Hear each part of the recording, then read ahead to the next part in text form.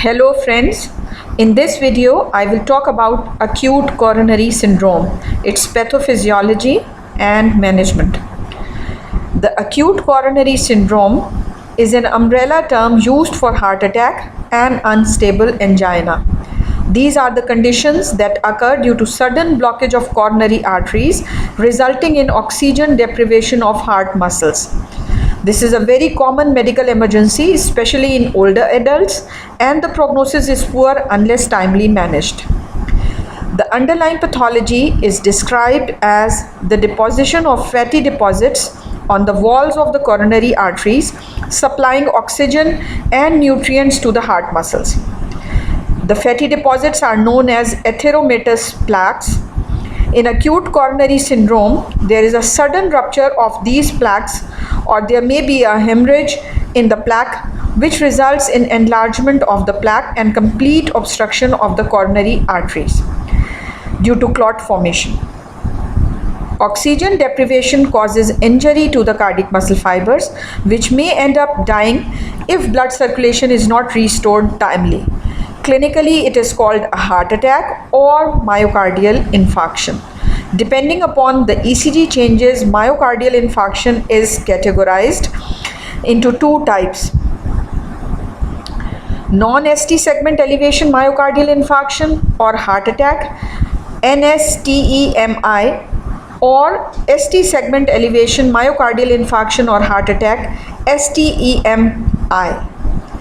In unstable angina, there is a transient spasm of coronary arteries that do not lead to cell death. People who have certain risk factors are more vulnerable to having a heart attack.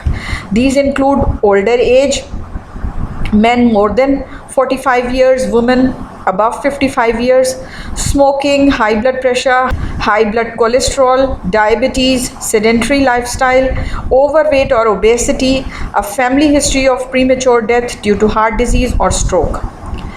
Now, what are the symptoms of heart attack or myocardial infarction or unstable angina?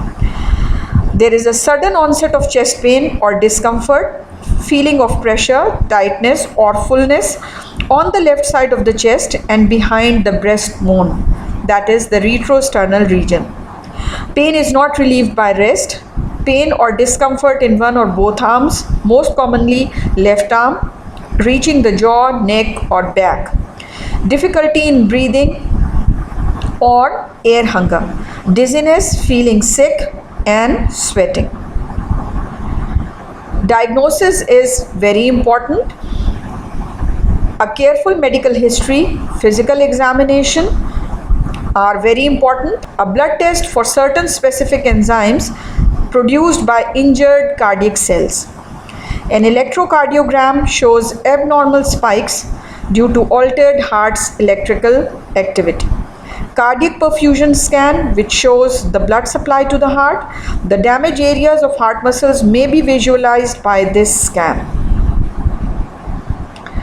Now come to the management. The treatment includes medicines and a procedure known as angioplasty. Immediate pain relief by strong analgesics is very important. Nitroglycerin and antiplatelet drugs are used for opening up the blocked vessels. Antiplatelet drugs may be used that cause breakdown of the blood clots and resumption of blood supply takes place. In angioplasty, the affected artery is opened by inflating a small balloon at the blocked site. A stent may be placed permanently to keep the artery open. The main aim is to reopen the artery by removing the clot within an hour to resume blood circulation. The results are generally good when the artery is reopened within 4 hours of the initial symptoms.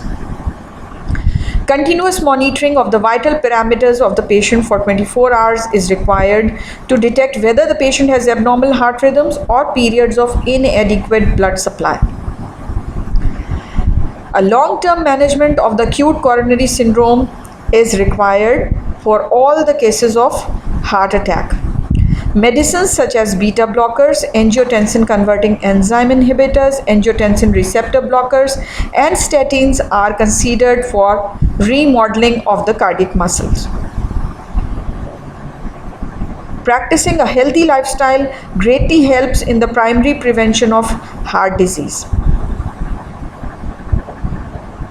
Some of the healthy lifestyle practices include a heart healthy diet that includes fruits, vegetables, whole grains, and lean protein. Quit smoking. Physical activity to stay physically fit. WHO recommendation is moderate exercise at least 2 to 3 hours a week. Taking care of the blood pressure and cholesterol levels. Taking care of the body weight. No or moderate alcohol consumption.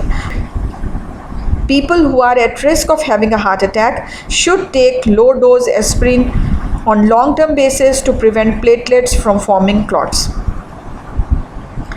Thank you for listening. If you like the video, make sure to drop a like. Let me know if you have any suggestions in the comments below.